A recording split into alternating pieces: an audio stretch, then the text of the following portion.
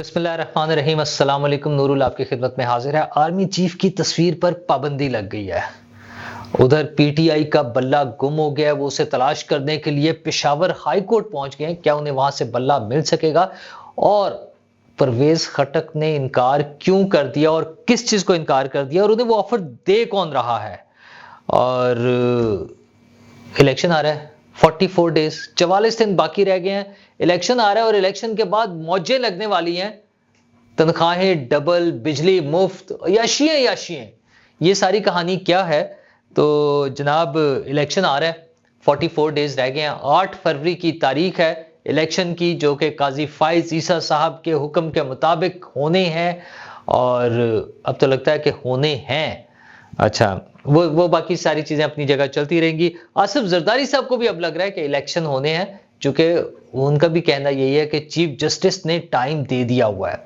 और वो तो खैर पीटीआई को भी मशवरे दे रहे हैं। अच्छा, अपनी हुकूमत बना रहे हैं, कह रहे हैं हुकूमत हमारी बनेगी, लेकिन मशवरे पीटीआई को दे रहे हैं कि उन्हें के वो मेहनत करें, पहले बगैर मेहनत किए आ गए थे। अच्छा, वैसे ये तो इमरान खान साहब भी कहते थे बाद में, वही बुजदार वाली पॉलिसी कि मैं अभी ट्रेन नहीं हूं, वो ट्रेन नहीं थे उस वक्त तक ना।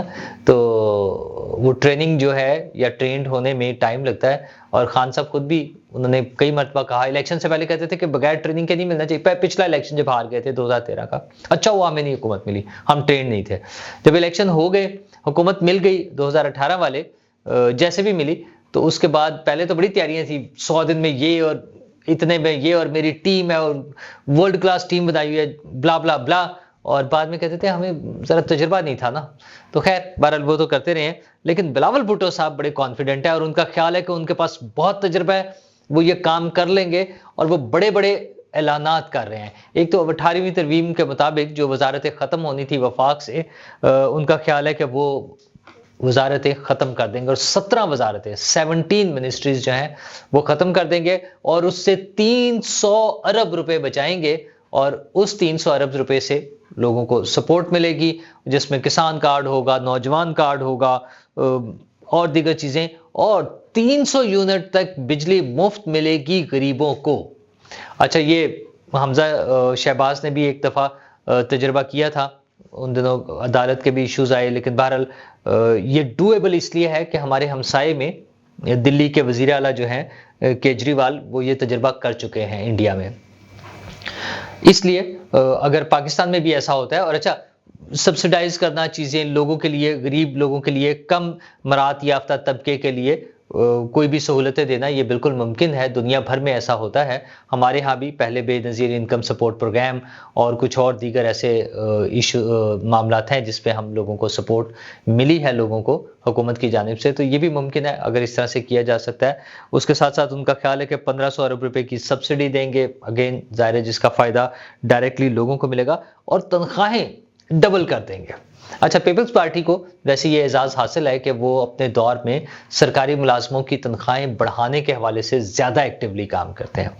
तो ये खुशखबरियां बिलावल भुट्टो ने सुना दी हैं, लेकिन अभी तक प्रॉपर जो है ना मैनिफेस्टो अनाउंस करना, जो है मंशूर का ऐलान बाकायदा वो जो राइटिंग में तैयार करके इलेक्शन कमीशन में जो जमा कराना होता है, वो अभी नहीं आया। और वो नून लीग का भी अभी हम मुंतजर हैं। नून लीग के भी बड़े बड़े दावे हैं और नून लीग के पास बताने के लिए, दिखाने के लिए बहुत कुछ है। मोटरवेज हैं, फ्लाईओवर्स हैं, सड़कें हैं, डैम्स के हवाले से जो काम हुआ था, दूसरा वो laptops, orange line, metro bus, तो इस तरह की चीजें हैं। और यकीनन वो मुस्तकबिल के लिए भी, आइंदा हुकूमत में आने की सूरत में भी वो बहुत सी चीजें बताएंगे कि उन्होंने क्या करना है। मुझे उम्मीद है कि जल्दी उनके मंशूर आ जाएंगे। अभी तक जो बड़ी पार्टियां हैं, पीपल्स पार्टी, मुस्लिम लीग नवाज, पीटीआई और जमात इस्लामी और जमीयत उलमा इस्लाम, मेरा ख्याल इनमें से सिर्फ अभी तक सिर्फ जमात इस्लामी का मंशूर अनाउंस हो चुका हुआ है। बाकियों का भी मंशूर पब्लिक नहीं हुआ। ज़ाहिर उस पर काम हो रहा होगा। नवाज शरीफ साहब ने भी काफ़ी देर गुजर गई है, कोई महीने से ज़्यादा हो गया जब उन्होंने ये ड्यूटी लगाई थी, एक टीम बनाई थी कि वो मंशूर तैयार करें। इरफान सिद्दीकी साहब भी हैं उसमें कि वो तैयार करके अनाउंस करें, लेकिन वो अभी तक हुआ नहीं है।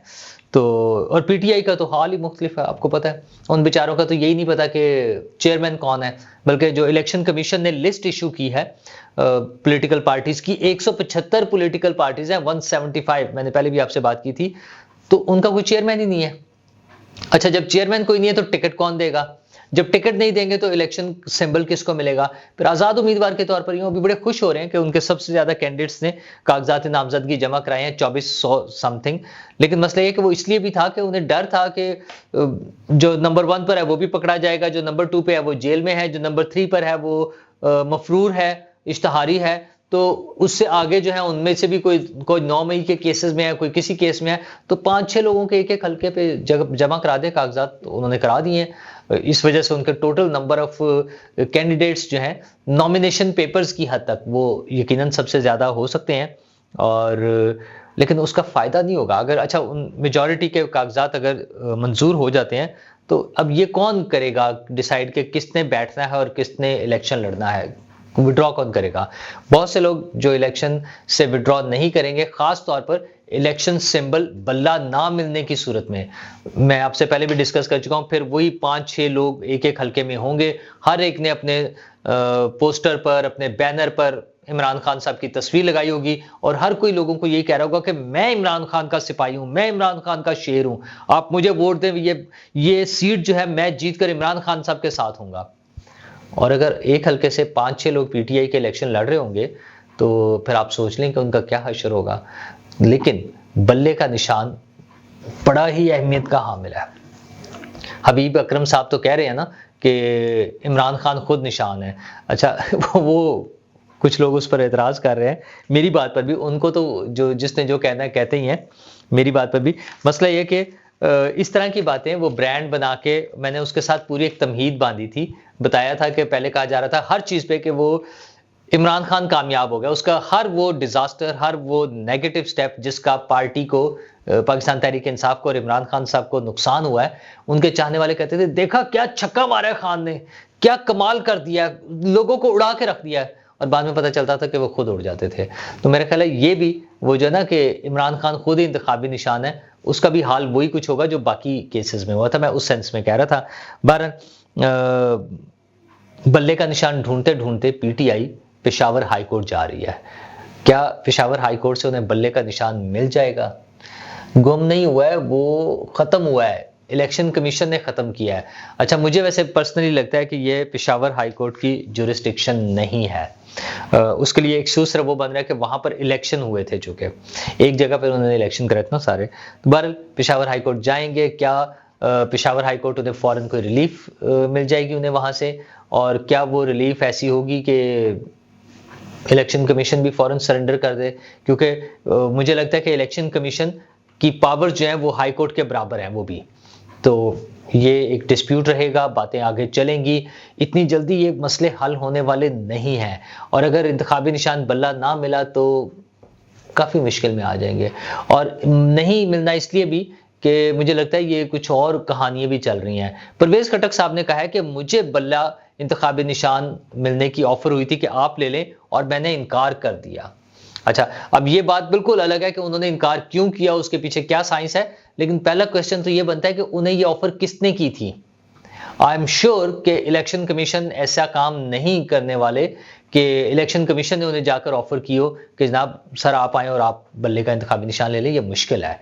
तो ये बहरहाल एक बड़ा सियासी सवाल है जो पॉलिटिकल पार्टीज को या सियासी रहनुमाओं को या जो भी उनसे, परवेज खटक साहब से बात हो अगर तो उनसे पूछा जाना चाहिए कि हुजूर आपको कौन ऑफर कर रहा है? मतलब वो कौन ताकतवर शख्सियत है या वो कौन है सिस्टम में बैठा हुआ जो किसी को ये ऑफर कर सकता है? ये तो इलेक्शन कमीशन का एक पूरा प्रोसेस है।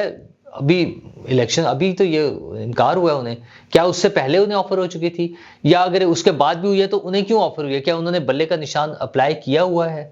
मतलब ये बड़ा एक ट्रिकी सा सवाल है। क्या कहीं कोई गड़बड़ है? लेकिन हाँ, अगर हम उसको पॉजिटिव साइड पे रहते हुए देखें तो हो सकता है उन्होंने बल्ले का इंतखाबी निशान वो किया हो, डिमांड किया हो अपनी पार्टी के लिए, इस तरह की बात भी तो हो सकती है ना।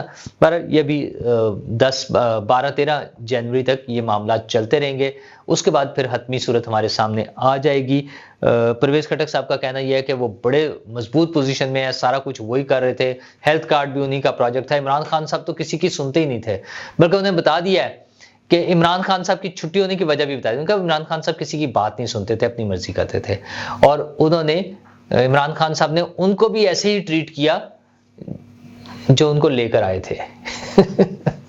मतलब वो कहते हैं ना, घर का भेदी ही लंका ढाता है ना। अच्छा खैर, ये कोई सीक्रेट नहीं है, सबको पता है। तो ये सिर्फ एंडोर्समेंट है, वो है ना, ठप्पा लगाने वाली बात कि हाँ यही है। तो परवेज खटक साहब बता रहे हैं कि उनकी छुट्टी इसलिए हुई कि जो लेकर आए थे वो उन्हें भी वैसे ही ट्रीट करने लग गए थे कि मैं तो सुनता ही नहीं तुम्हारी बात।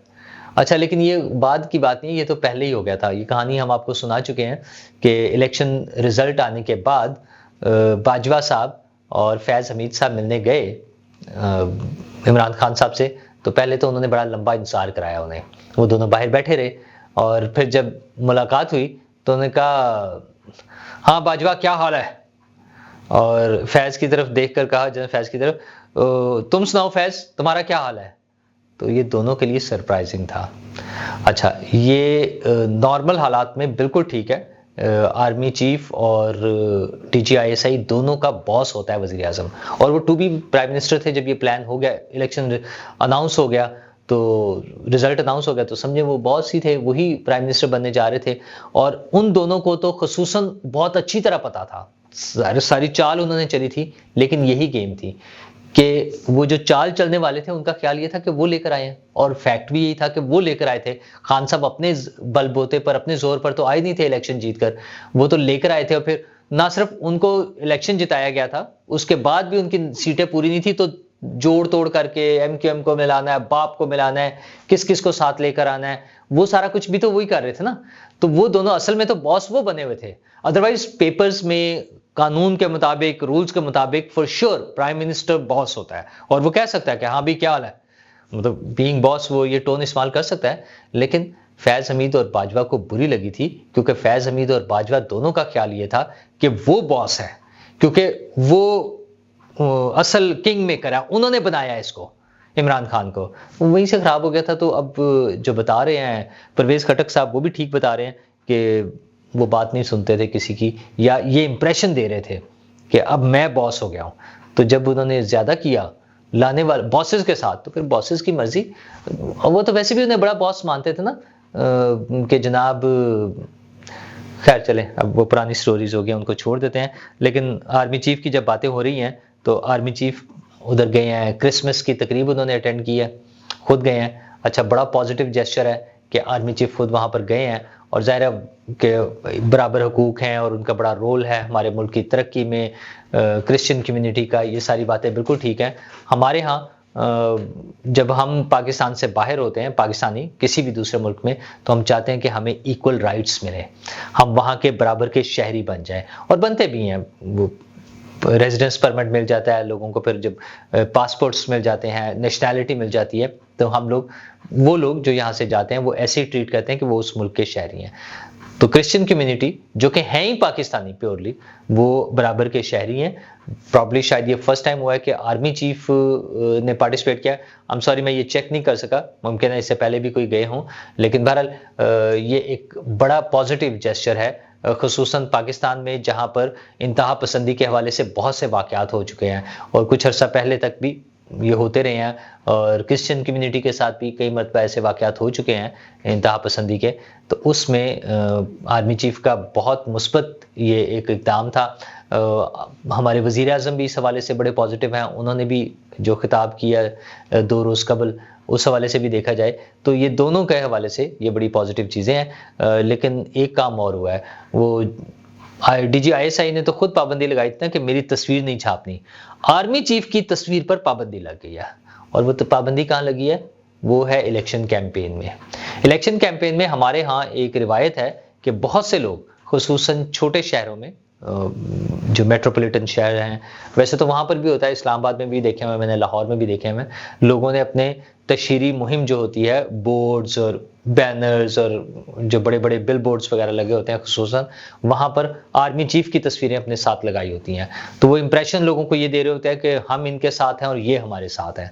अच्छा, पाकिस्तान एक ऐसा मुल्क है जहाँ पर वैसे तो जाहिर है हमारी आर्मी है, हर एक को से प्यार है और होना चाहिए, बाज़ जगहों पे इख्तलाफात है, वो अपनी जगह है, लेकिन यह है कि यहाँ पर वो इंप्रेशन जो होता है ना कि आर्मी हमारे साथ है या हम आर्मी के साथ हैं, क्योंकि यहाँ पे ताकत का सरचश्मा आर्मी ही को और आर्मी चीफ ही को समझा जाता है, और हैं भी, मतलब ये सिर्फ समझने की बात नहीं है, बहुत सारी चीज़ें, बहुत सारी पावर्स उन्हीं के हाथ में हैं। अच्छा, तो वो इलेक्शन कमीशन ने जो रूल्स नए बताए हैं, उसमें एक तो उन्होंने पाबंदी लगा दी है कि बैनर्स किस साइज़ के होंगे, पोस्टर किस साइज़ के होंगे, पम्फलेट्स या लीफलेट्स या किताबचे जो लोगों में डिस्ट्रीब्यूट करने हैं वो किस साइज़ के होंगे मखसूस कर दिया है। और उसमें कुछ पाबंदियाँ भी हैं। पाबंदी एक तो मज़हबी मवाद उस पे शाया नहीं किया जा सकता, कुरानी आयात और दीगर मज़हबी मवाद नहीं शाया किया जाएगा। और दूसरा जो सरकारी अफ़सरान हैं, उन पर भी पाबंदी है तस्वीरों पे। तो मेरे ख्याल में पाकिस्तान में सबसे बड़े सरकारी अफ़सर फिर आर्मी चीफ़ ही हैं। तो मुझे तो लगता है कि ये अब आर्मी चीफ़ की तस्वीरें नहीं लगेंगी। तो कुछ लोगों की इलेक्शन कैंपेन जो है, वो थोड़ी-सी बेरंग सी हो जाएगी, जो समझते हैं कि वो उन्होंने चलानी है। बल्कि इवन कुछ पार्टीज़ हैं बाकायदा, अब मैं उसमें नाम नहीं लेना चाह रहा इस वक़्त, 2018 में तो ये काम वो कर रहे थे, पीटीआई वाले कर रहे थे। इस दफ़ा तो उनके हालात ही और हैं, अब तो वो बिल्कुल उलट हो गए हैं ना, अब तो उनका मामला ही मुख्तलिफ है। लेकिन ये है कि अभी भी कुछ पार्टीज़ हैं, जो चाहती हैं कि वो अपने हर उम्मीदवार के तस्वीर पर, अपने हर कम्युनिकेशन में, पोस्टर्स पर, बैनर्स पे, बिलबोर्ड्स पर वो आर्मी चीफ की तस्वीर लगाएं। तो मेरा ख्याल अब वो नहीं लगेगी। अच्छा, इक्वल होना चाहिए सबके साथ। और सबसे अच्छी बात यह है कि वो मजहबी मवाद अगर ना शाया किया जाए, उसका नुकसान दो सूरतों में होता है। कुछ लोग उसको अपने मुखालफिन के खिलाफ इस्तेमाल करते हैं। अच्छा, और कुछ लोग जो सिर्फ अपने लिए भी इस्तेमाल कर रहे हो, तो मुखालफिन जो है उसको मनफी अंदाज से लेते हैं। और मतलब रिलीजियस कंटेंट में जब हम शाया करते हैं, तो मुख्तलिफ नुक्ता नज़र से देखने वाले लोग और उसकी तशरीह और तफसीर के हवाले से कुछ इख्तलाफ आ जाता है। तो मेरे ख्याल उसमें नहीं पढ़ना चाहिए। दीन जो है वो अमन का मज़हब है। हमारा दीन जो है, हमें अमन के साथ, सुकून के साथ, प्यार मोहब्बत के साथ लोगों के साथ रहना चाहिए। और इलेक्शन जो है वो एक सियासी गेम है, सियासत की जंग है, उसको सियासत की हद तक रखना चाहिए। और उसमें वो सिंपल सा काम होना चाहिए जो पॉलिटिकल पार्टीज करने जा रही हैं। जैसे बिलावल भुट्टो साहब ने अपना कुछ चीज़ें अनाउंस कर दी हैं, नून लीग भी अनाउंस कर रही है। तो लोगों की खिदमत के लिए, लोगों की भलाई के लिए, इस मुल्क की तरक्की के लिए अपना सियासी और अपना माशी एजेंडा दें और हमें बताएं कि आप हमारे लिए क्या कर सकते हैं।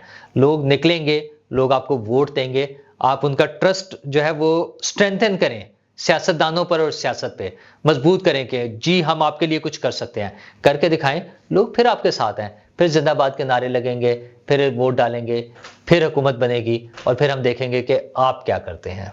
शुक्रिया।